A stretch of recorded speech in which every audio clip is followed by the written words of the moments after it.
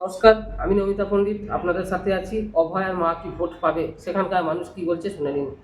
তো অভয়ের মাকে জেতানো এখানে পানিহাটিতে কতটা প্রয়োজন? 100% প্রয়োজন। কেন মা বলুন?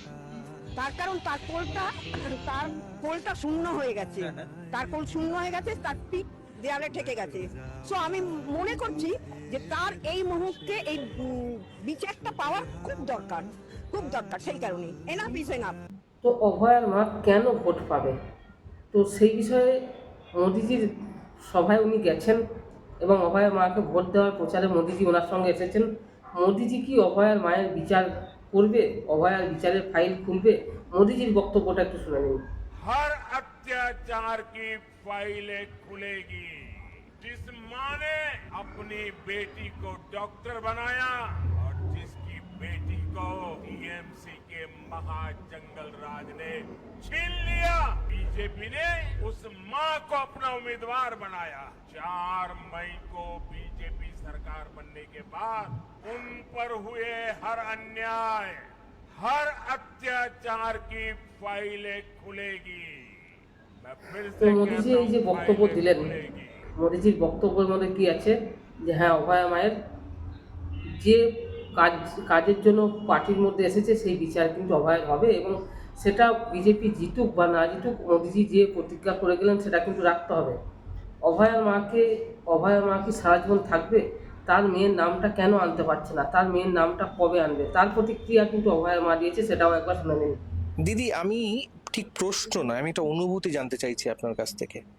এই যে বারবার যখন আপনি যাচ্ছেন নির্বাচনী প্রচারে যাচ্ছেন, বারবার বলতে হচ্ছে কেন আপনাকে ভোট দেবে, তখন কোথাও গিয়ে মনে হয় না অভয়ার সেই হাতটা আপনার কাঁধের উপরে রয়েছে, মা এটা বলো, মা এটা বলো? একদম। আমার কোথাও কিছু বলতে হচ্ছে না। আমি আমি যাওয়ার আগেই বাচ্চারাও দৌড়ে আসছে আমাকে প্রণাম করতে। সবাই আমাকে খুব ভালোবাসে এবং বয়স্ক লোকেরাও। সেদিন যেমন একজন বয়স্ক বৃদ্ধা বসেছিলেন, উনি উঠে দাঁড়াতে পারেন না, তো মশা কামড়াচ্ছে, উনি বসে রয়েছেন। আমি গেলে আমাকে বলছেন, আয় মা, তোকে একটু আশীর্বাদ করব বলে এখানে বসে রয়েছি। আমি বললাম, তুমি আমাকে চেনো?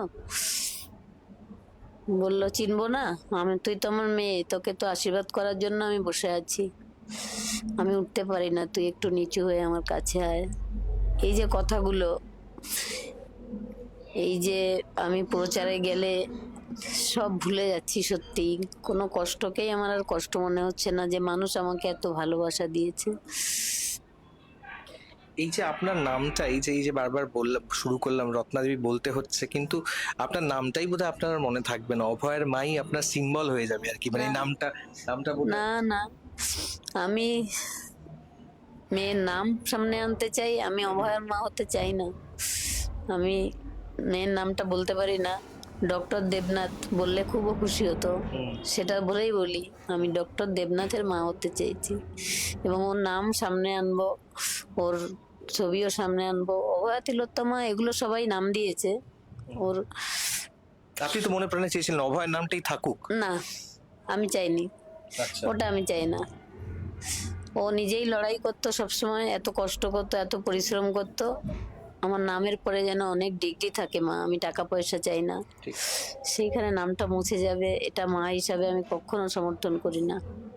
দিদি, আরেকটি প্রশ্ন করব, সেটা হচ্ছে যে দেখুন, একটা তো মন খারাপের জায়গা, ভীষণ কষ্টের জায়গা, বারবার যখন আপনি যাচ্ছেন বলতে হচ্ছে, এটা তো থাকছেই, কিন্তু কোথাও গিয়ে একটা স্ট্রেংথ বা বলুন যে শক্তি, যা আজকে প্রধানমন্ত্রী দিলেন আপনাকে, কাছে এসে বলা, এই এই যে কাছে এসে আপনাকে ধরে বলা যে এবার একটা কথা বলি আপনাদেরকে। এতক্ষণ আপনারা দেখলেন আমাদের অভয়ার মায়ের বক্তব্য, জনগণের বক্তব্য এবং মোদিজির বক্তব্য, তিনজনের বক্তব্য দেখলেন।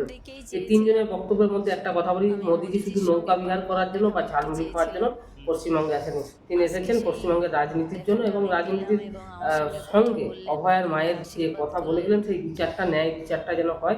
পশ্চিমবঙ্গের মানুষ কিন্তু সেই আশায় কিন্তু বসে আছে। সেই ন্যায় বিচার কবে হবে বা না হবে সেটা কিন্তু মানুষ দেখবে। শুধুমাত্র ঝালমুড়ি খেলাম আর ঘুরে চলে গেলাম, এটা করলে হবে না মোদিজি। এটা কিন্তু আপনাকে মাথায় রাখতে হবে। নারী সুরক্ষা আপনার হাতে মানুষ যেমন ছেড়ে দিয়েছে, সেরকম যেন নারী সুরক্ষা আপনি রাখতে পারেন। তো সকলকে নমস্কার জানাই। অভয়া মাকে জেতানোর জন্য অভয়া মায়ের যে পাশে আমরা আছি, সকল মা জাতির আছে। নমস্কার সকলকে।